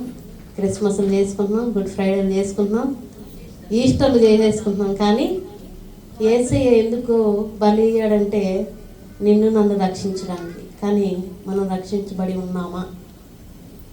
ప్రార్థన చేసుకొని మనము కంటిన్యూ చేసుకుందామండి. పరిశుద్ధమైన మా తండ్రి, మహోన్నతుడైన మా ప్రభా నీకు వందనాలు స్తోత్రాలు. నా రక్షణకర్తమైన మా ప్రభా ఈ సమయంలో నేను నీ యొక్క బోరగా నిలబడి ఉండగా నన్ను నీవు వాడుకొని నీ సాక్షిగా నన్ను నిలబెట్టుకొని నీవు మాత్రం వెంటనే చెల్లించుకొని యేసునామములో ప్రార్థిస్తున్నాను నా పరమ తండ్రి, ఆమేన్. ఇక్కడ ఆయన ఒక మాట చెప్తున్నాడు. ఏమని అంటున్నాడండి? ఆయన చేతికి ఏం చేశాడంట? ఆత్మను అప్పచెప్పాడు. మనము ఆలోచించాల్సింది ఏంటంటే మన ఆత్మని ఎవరికి అప్పచెప్తున్నాం? ఈ ఆత్మని రక్షించడానికి ఆయన ఎక్కడికి వెళ్ళాడు? నరరూపిగా ఇక్కడికి వచ్చాడు, సిలువకి ఎక్కాడు, సమాధిలోకి వెళ్ళాడు, సమాధి నుంచి పరదేశికి వెళ్ళాడు. ఇప్పుడు మళ్ళీ రాబోతున్నాడు ఆయన. ఎందుకోసం వచ్చాడు ఆయన అంటే ఆ ఆత్మ ఎక్కడికి వెళ్ళకూడదని, నరకానికి వెళ్ళకూడదు. ఆ ఆత్మ ఎక్కడికి రావాలని? రక్షించబడాలని. ఇంత త్యాగమైన ఎందుకు చేశాడంటే నిన్ను రక్షించడానికి, నన్ను రక్షించడానికి. ఆయన ప్రతి ఒక్కరిని రక్షించడానికి ఆయన ఇక్కడికి వచ్చాడు. అందరూ అనుకుంటారు క్రైస్తవుల కోసమే. కాదు, క్రైస్తవుల కోసమే అంటే కనుక ఇక్కడ నాకు తెలిసి ఒక 10 మంది ఏమో ఉంటారంతే కదా పుట్టుక నుంచి క్రైస్తవులు. మిగతా వాళ్ళందరూ ఎవరండి? అన్ని కుటుంబం నుంచి మన పిల్లలు, మన యొక్క తల్లులు కానీ లేకపోతే మన యొక్క గ్రాండ్ పేరెంట్స్ ఎవరో ఒకరు తెలుసుకోవడం వల్ల మనం ఈ దినాన ఈ రోజున యేసయ్య రక్తంలో కడగబడిన వారమే ఇక్కడికి వచ్చాం. యేసయ్య రక్తంలో అయితే కడగబడ్డాం, కానీ ఎక్కడ ఆగిపోయినాం అంటే అక్కడి వరకే ఆగిపోయినాం. మన ఆత్మని ఏం చేస్తున్నాం అంటే దేవునికి అప్పచెప్పట్లేదు. ప్రభు అయిన యేసుక్రీస్తు వారు ఎవరికి ఇచ్చారండి ఆత్మని? దేవాది దేవుడు తన తండ్రి చేతిలో ఆయన అప్పచెప్పాడు. కానీ మనం ఏం చేస్తున్నాం అంటే మన ఆత్మనేమి మన జీవితాలనేమి ఎవరి చేతిలోనూ పెట్టేస్తాం కదండి. చాలామంది అయితే జీవితాన్ని ఎవరి చేతిలో ఉంటే వాళ్ళ చేతిలో పెట్టేస్తున్నారు. ఆత్మని ఎవరి దగ్గరికి తీసుకెళ్ళి పెట్టేస్తున్నారు? సాతాను చేతిలో పెట్టేస్తున్నారు. నేను ఒక దైవ సేవకుడు చెప్తుంటే విన్నాను, నాకు నిజంగా ఆ మాట నచ్చింది. మనం ఏమంటామంటే ఏదన్నా పాపం చేస్తున్నాం అనుకోండి, సాతాను నన్ను శోధించేస్తున్నాడు, నీకు అంత సీన్ లేదు, సాతాను అవసరం లేదు నీకోసము. ఎవరు చాలు? ఆయన అసిస్టెంట్లు చాలు మనల్ని పడేయడానికి. కానీ మనం ఏం ఫీల్ అవుతాం? సాతాను వచ్చి శోధించేంత సీను మనకు లేదు. ఎందుకని? మనం అంత బలహీనంగా ఉన్నాం. మన ఆత్మ అంత బలహీనమైన స్థితిలో ఉంది. ఇప్పుడు వైరల్ ఇన్ఫెక్షన్ ఉన్నప్పుడు ఏం చేస్తామంటే అందరము మాస్క్ పెట్టుకుంటారు కదండి. చాలా జాగ్రత్తలు పడతారు. ఇంటికి వెళ్ళిన వెంటనే కాళ్ళు చేతులు కడుక్కోవడము అన్నీ చేస్తారు కదండి. ఎందుకని? అది మనకి అంటకూడదు కదండి, అది మనలోకి రాకూడదు అనేసి. కానీ బయటకు వచ్చిన మనము, లేకపోతే సన్నిధికి వచ్చిన మనము, దేవుడి మాటలు విన్న మనము, ప్రభు మనల్ని కడుక్కోమంటే ఎంతమంది కడుక్కుంటున్నామా? తక్కువ. కడుక్కోవడం కాదు కానీ దులుపుకొని వెళ్ళిపోతున్నాం అంతే. దులుపుకొని వెళ్ళిపోతే లాభం లేదండి. మనం ఏం చేయాలంటే కడుక్కోవాలి. కడుక్కొని ఆయన దేనికోసం బలి అయ్యాడంటే మనల్ని రక్షించడం. ఈ ఆత్మ అనేది నరకానికి వెళ్ళకూడదనేసి అందుకే ఆయన ఏం చేశారంటే ఈ లోకానికి వచ్చి ఆయన ఆత్మను దేవునికి అప్పచెప్తూ వచ్చాడు, పోరాడుతూ వచ్చాడు, ఎన్నో ఇబ్బందులు ఆయన పడుతూ వచ్చాడు. ఎందుకోసమంటే నన్ను రక్షించడానికే. ఏదో మనం గుడ్ ఫ్రైడేలు, ఈస్టర్లు, క్రిస్మస్లు చేసుకుంటామని కాదు. మనం అందులోనే పడిపోయినాం. ఏం చేసుకున్నాం? ఆయన వచ్చాడు, చనిపోయాడు, వెళ్ళిపోయాడు, వీటిలోనే ఉన్నాం. కానీ వచ్చిన మర్మాన్ని గ్రహించక వచ్చిన దానికోసం మనము నిజంగా నా కోసం యేసయ్య వచ్చాడు, దీనికోసమే వచ్చాడు, నేను ఖచ్చితంగా దాన్ని చెయ్యాలి అని ఆలోచించేవారు 110 మంది మాత్రమే ఉన్నారు. 110 మంది మాత్రమే. కానీ దేవుడు కోరుకుంటున్నది కాదు.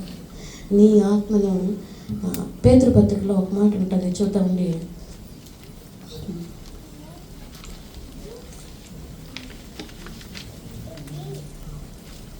పేతురు పత్రిక 1 పేతురు పత్రిక తీసుకున్నామండి. 4వ అధ్యాయంలో 12 నుంచి ఆయన ఆత్మ గురించి చెప్తాడు. కానీ మనం 19వ వచనం ఒకటి చదువుకుందామండి. 19 చదువు. దేవుని చిత్త ప్రకారం బాధపడువారు సత్ప్రవర్తన గలవారై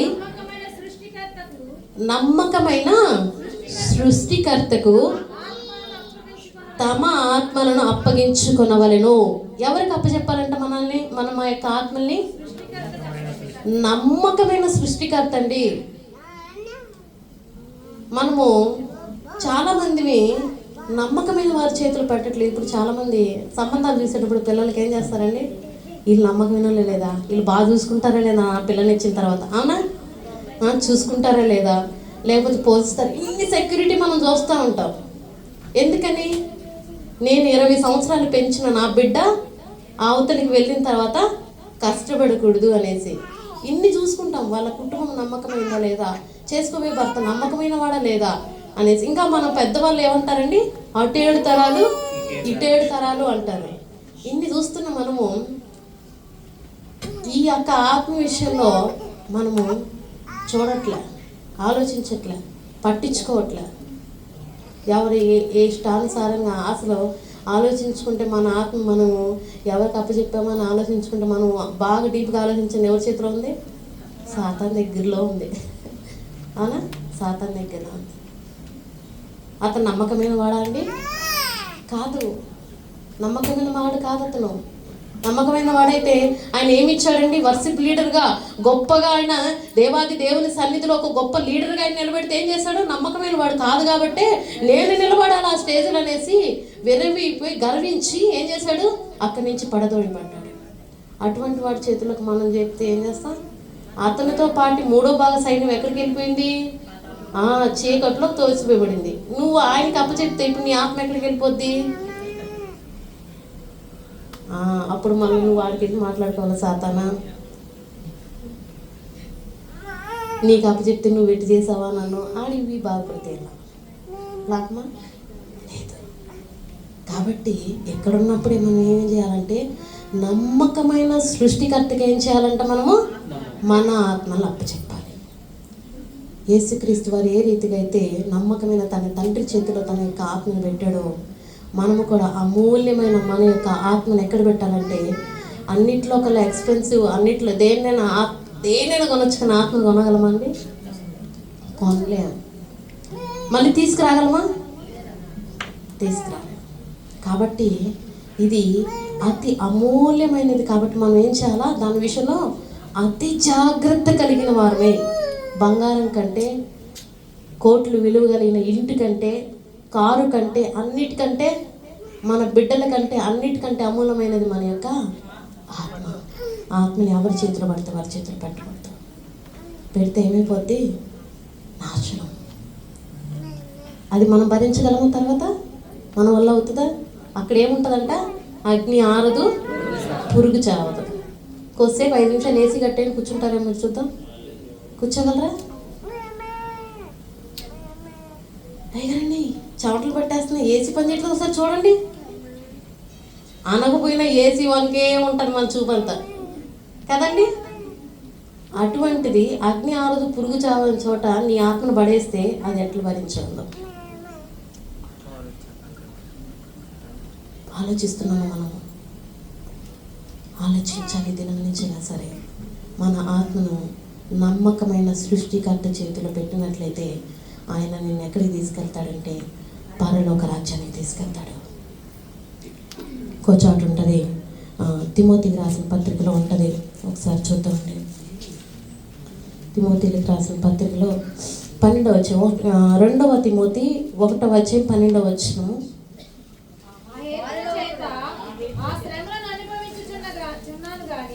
శ్రమలు అనుభవించుచున్నాను గాని నేను నమ్మిన వాని ఎరుగుదును గనుక సిగ్గుపడను. నేను ఆయనకు అప్పగించిన దానిని రూఢీగా నమ్ముచున్నాడు. చూసారా అండి, ఇక్కడ ఈ యొక్క అపోస్తులైన పౌలు గారు ఏమని చెప్తున్నాడంటే ఆ హేతువు చేత ఈ శ్రమను అనుభవించుచున్నాను కానీ నేను నమ్మిన వాణిని ఆయన ఎవరిని నమ్మి ఉన్నాడండి? దేవాది దేవుణ్ణి నమ్మి ఉన్నాడు. ఆయన చెప్తున్నాడు, నేను నమ్మిన వారిని నేను ఎరిగి ఉన్నాను కాబట్టి నేను సిగ్గుపడను. మనం కూడా ఆ రీతిగా నిలబడాలి. నా ఆత్మ ఎవరి చేతిలో ఉందో నాకు తెలిసి నేను సిగ్గుపడిన అవసరం లేదు, నేను భయపడిన అవసరం లేదు, నేను తలదించుకునే అవసరం లేదు. అవసరమా అండి? నమ్మకమైన వాడి చేతిలో కనుక పెడితే, అసలైన చేతిలో వారి చేతిలో పెడితే కనుక నువ్వు తలదించుకునే అవసరం లే, నువ్వు భయపడని అవసరం లే, నువ్వు సిగ్గుపడని అవసరం లే.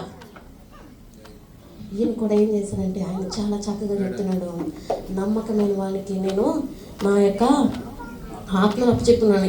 ఆయన అంటాడు, నమ్మిన వాడిని ఎరుగుతును కనుక నేను సిగ్గుపడను. ఇంకొక మాట చాలా చక్కగా అంటాడు, నేను ఆయనకు అప్పగించిన దానిని రాబోచున్న ఆ దినం వరకు ఏం చేయగలడు? ఆయన కాపాడగలడు. చూసారండి, సాతాను చేతులు పెడితే మనల్ని కాపాడడం కాదు, ఆడుకుంటాడు, మనతోటి ఆడుకుంటాడు. దాంట్లో నుంచి బయటికి రాలేవు తర్వాత నీ వల్ల అయితే కాదు. అందుకే నేను చెప్తున్నాడు, గొప్ప సేవ చేసిన దైవ సేవకులు ఎవరండి? అపోస్తలుడైన పౌలు గారు.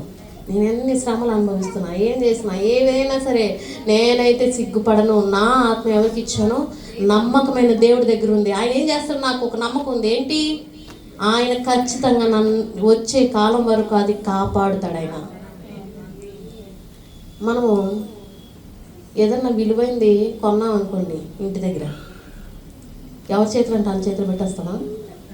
మనకి ఎవరైతే నమ్మకమో, ఇది ఎవరైతే తాగి తందనాలు చేసి అమ్మారో కదా, లేకపోతే విచ్చలవిడిగా ఖర్చు పెట్టరో, షాపింగ్లు చేసి వాళ్ళకి మనము మన యొక్క ఆస్తిని ఇచ్చొస్తాం కదండి.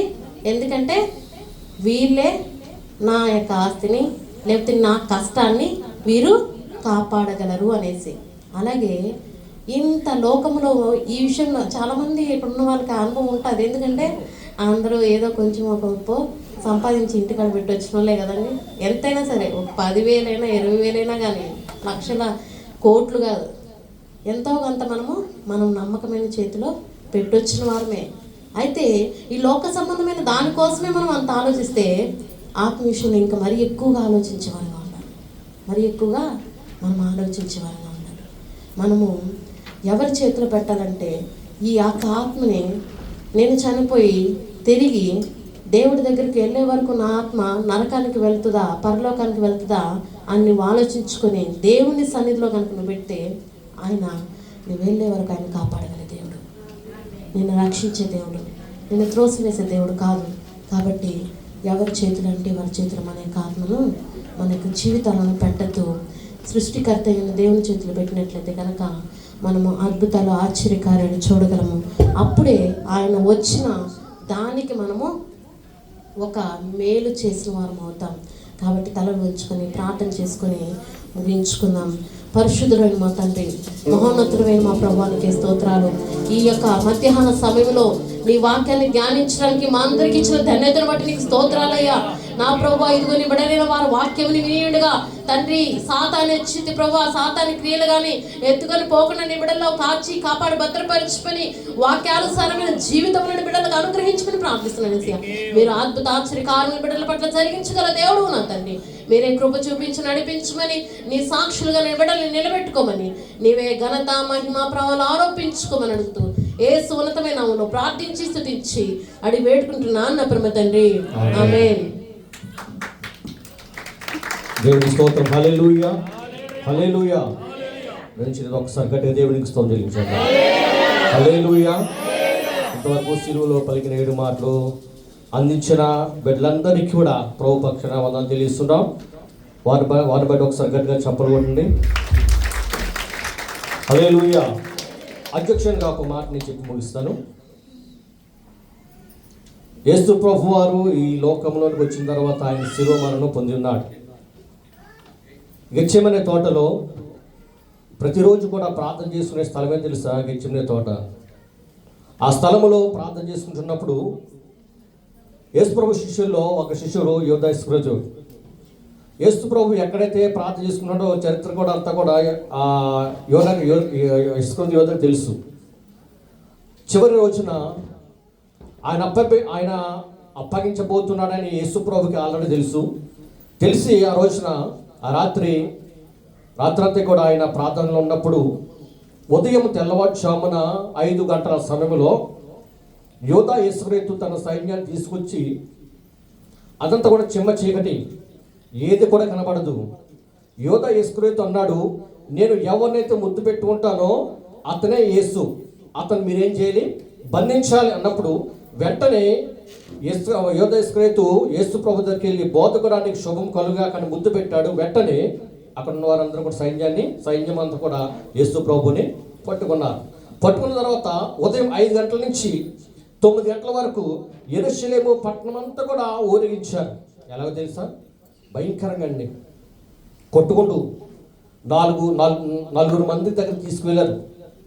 అంటే తీర్పు కోసం 4 ముగ్గురు అయిన తర్వాత 4 వ్యక్తి మరి పిలాతు దగ్గర తీసుకెళ్ళిన తర్వాత పిలాతు చూశాడు, తన పరిస్థితిని చూశాడు. ఇతనిలో ఏమీ నేరమో నాలో కనబడట్లేదు అన్నప్పుడు ప్రజలందరూ పడి ఉంటారంటే ఇతను నేరం ఉంది, ఇతను దేశద్రోహి, రాజద్రోహి, ఇతను సిలువేయాలి, బరబ్బని విడిచిపెట్టాలి అన్నప్పుడు మరి యేసు ప్రభు విషయంలో కూడా పిలాతు చాలా ఆలోచన చేస్తాడు. పిలాతు భార్య కూడా అన్నది, ఆ నీతిమంతు జోలికి నీవు పోవద్దు. అయినా కూడా పిలాతుకి ఇష్టం లేదు తీర్పు చెప్పడం. చివరికి ఈ తీర్పు ప్రజలకు అప్పగించాడు. ఈ పాపము నాకు నా పిల్లల మీదకి రాకుండా కానీ చేతులు కట్టుకున్నాడు. అంతవరకు అయిపోయింది. 9 గంటల నుంచి 12 గంటల వరకు యేసు ప్రభు మరి గొల్గొతా కొండకి ఊరికి తీసుకెళ్లారు. సుమారు 150 కిలోల బరువు గల సిలువను మోసాడు. ఎన్ని కిలోలు? ఒక 50 బస్తాల మూటను మోయాలంటే మోయలేమా? అసలు మోయలేము. అలాది ఆ సిలువ బరువు సుమారు 150 కేజీలు. ఇప్పుడైతే యెరూషలేము పట్టణం అంతా కూడా, ఇజ్రాయెల్ దేశం అంతా కూడా మంచి రోడ్లు వేస్తారు. అప్పుడు రాళ్ళు, రప్పలు, ముళ్ళులు భయంకరమైనటువంటి. ఆయన మరి నడుస్తున్నప్పుడు ఓ ప్రక్కన మరి సిలువ బరువు, ఓ ప్రక్కన మరి చెప్పులకి కాలుకి చెప్పులు లేవు. అటువంటి సమయంలో కూడా ముళ్ళు గుచ్చుకున్నాయి, రాళ్ళు గుచ్చుకుంటున్నాయి. ఒకసారి పడిపోయాడు, సిలువ మోస్తూ పడిపోయాడు. ఆయన మీద సిలువ పడిపోయింది. ఆయన లేవని స్థితిలో ఉన్నప్పుడు కూడా ఆయన బలవంతంగా ఆ సిలువను లేపి తానుగా ఆ సిలువ భుజాన పెట్టుకుని నడుస్తున్నాడు. భయంకరమైన కొడుతున్నారు. ఆ కొడుతున్న దెబ్బలు మరి ప్రతి దెబ్బ కూడా చాలా భయంకర దెబ్బ అండి. ఒక్క దెబ్బ మనం తట్టుకోలేము. అటువంటి కొరాడ దెబ్బకి సుమారు అది ఒక ఎముకను తగిలించి సుమారు 2 అంగుళాలు 3 అంగుళాలు ఎముక తగిలించారు. ఆ ఎముక తగిలినంత ఆ కొడుతున్నప్పుడు ఆ మాంసం మొద్దలు అలా వస్తున్నాయి. అటువంటి భయంకరటువంటి మరి శోధనను మన కోసం ఆయన భరించారు. దేవునికి స్తోత్రం కలుగుగాక. ప్రతి రక్తము ఆయన మన పాపం నుండి విమోచింపబడింది. 12 గంటల నుంచి 3 గంటల వరకు యేసు ప్రభు వారు శిలువ మీద 7 మాటలు పలికారు. అంటే మండు ఎండ భయంకర మండు అండి. ఒక్క నిమిషం మనం ఎండలో ఉండలేము. గొలుగొతా కొండ ఆయన భయంకరమైన ఎండ అనుభవిస్తూ ఓ ప్రక్కన దెబ్బలు ఆ బాధ అనుభవిస్తూ ఓ ప్రక్కన ఎండ అనుభవిస్తూ 12 గంటల నుంచి 3 గంటల వరకు యేసు ప్రభు వారు శిలువ మీద 7 మాటలు పలికినట్లుగా మనం చూస్తున్నాం. తర్వాత అయిపోయిన తర్వాత ఆయన చనిపోయాడు. ఇప్పుడు చెప్పాం కదా, నా ఆత్మ నీకు అప్పగించు. ఆయన చనిపోయిన వెంటనే, ప్రాణం అప్పగించిన వెంటనే, ఆయన చనిపోవటం వలన 3 రక్షించబడ్డారు. ఎవరు తెలుసా? యేసు ప్రభు వారు సిలువ వేసిన తర్వాత ఒక దొంగ రక్షించబడ్డాడు. యేసు ప్రభు చనిపోయిన తర్వాత కూడా ఒక సైనికుడు ఆయన చనిపోయే లేదు అని గ్రహించడానికి, తెలుసుకోవడానికి వెళ్ళాడు. అతను గుడ్డివాడు, కళ్ళు ఒక కన్ను కనపడదు. ఆయన చనిపోయాడు. ఆయన చనిపోయే లేదు తెలుసుకోవడానికి వెళ్ళినటువంటి ఆ వ్యక్తి ఒక ఆ బల్లెము డొక్కలో పొడిచిన తర్వాత ఆ రక్తపు బొట్టు కన్ను మీద పడిన వెంటనే అతను స్వస్థత వచ్చింది. దేవుని స్తోత్రం. అతను రక్షించబడ్డాడు. 3వ వ్యక్తి, ఇతను నిజముగా దేవుని కుమారుని శతాధిపతి తెలుసుకున్నాడు. ఆయన చనిపోయిన వెంటనే దేవాలయపు తెర చినిగిను అన్నది. ఆ కొండ ప్రక్కన యెరూషలేం దేవాలయం ఉంది. ఆ దేవాలయంలో ఇలాంటి తెర ఉంది. సుమారు 300 మంది మరి అక్కడక్కడ మరి ఆ చిన్న చిన్న క్లాత్లు తీసుకొచ్చి కుట్టడం, 300 మంది దాన్ని ఆ తెరను కుట్టారు, దేవాలయం పెట్టారు. ఆ తెర యొక్క బరువు సుమారు 4 అంగుళాల మందం కలం. అంటే మన షర్ట్ చింపుకోవడానికి చాలా కష్టం ఉంది. అంటే 4 అంగుళాలు అంటే ఎంత లావు ఉంటుంది.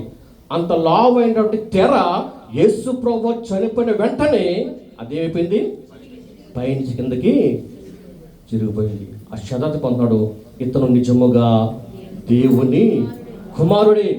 అప్పుడు నమ్మాడు. దేవునికి స్తోత్రం కలుగును గాక. యేసు ప్రభు చనిపోయిన వెంటనే భూకంపం వచ్చింది.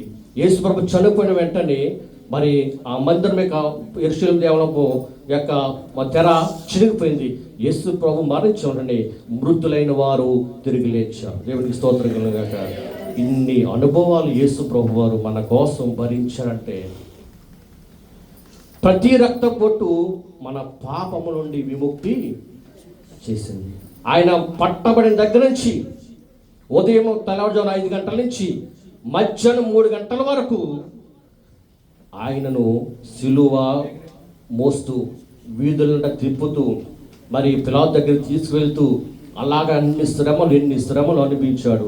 గొర్రె బొచ్చు కత్తిరించినప్పుడు ఎలాగైతే మౌనం ఉంటుందో, నా యేసయ్య మనందరి వరకు ఆయన అలా మౌనం వహించారు. కాబట్టి ఈ రోజున ఆయన చిందించిన రక్తం చేత ప్రతి మానవునికి పాప విమోచన దేవుడు గ్రహించాడు. దేవునికి స్తోత్రం.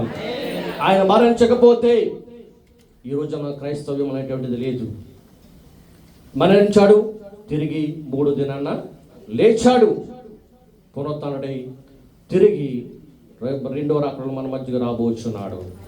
హల్లెలూయా. మనం ఎత్తబడే గుంపులు మనందరూ కూడా ఉండుముగాక. ఈ కొద్ది మాటలు ప్రభు దీవించి ఆశీర్వదించుగాక. ఈ సమయంలో మరి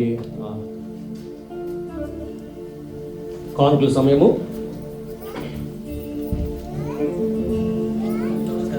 పాడపాడుచులుగా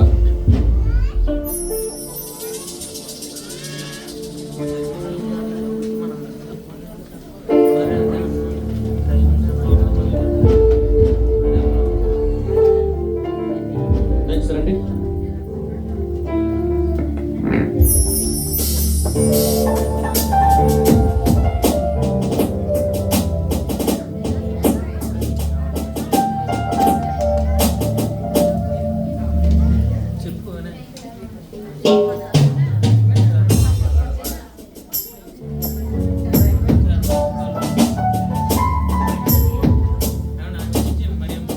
హల్లెలూయా. దేవునికి మహిమలాగా పాట పాడి దేవుని మహిమపరచండి. కల్వరి సిలువలో నా దోష శిక్షను భరించితివా. కల్వరి సిలువలో నీ ప్రేమను ప్రకటించుటకు మాటలు చాలవయ్యా నీ త్యాగం వర్ణించగలనా నా యేసయ్యా కల్వరి సిలువలో నా దోష శిక్షను భరించితివా కల్వరి సిలువలో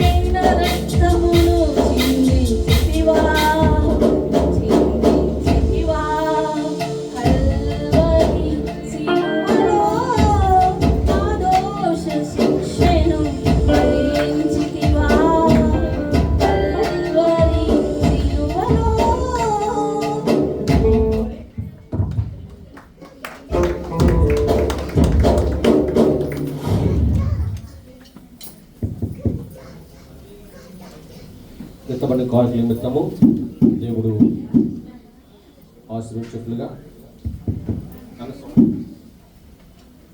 ప్రార్థన చేసుకుందాం. షారాం గారు వచ్చి ప్రార్థన చేస్తారు కార్య నిమిత్తం.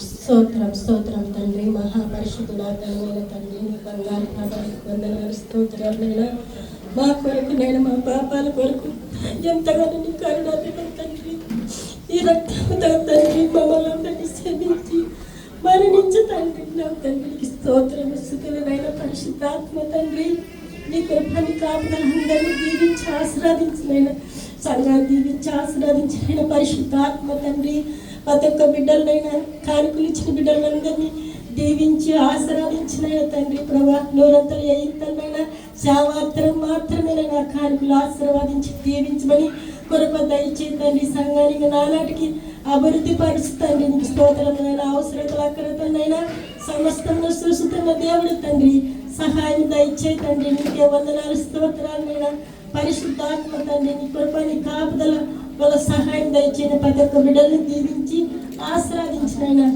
కృపా కాపుదల వేసే శక్తులను అడిగి అడుగుంటాను నా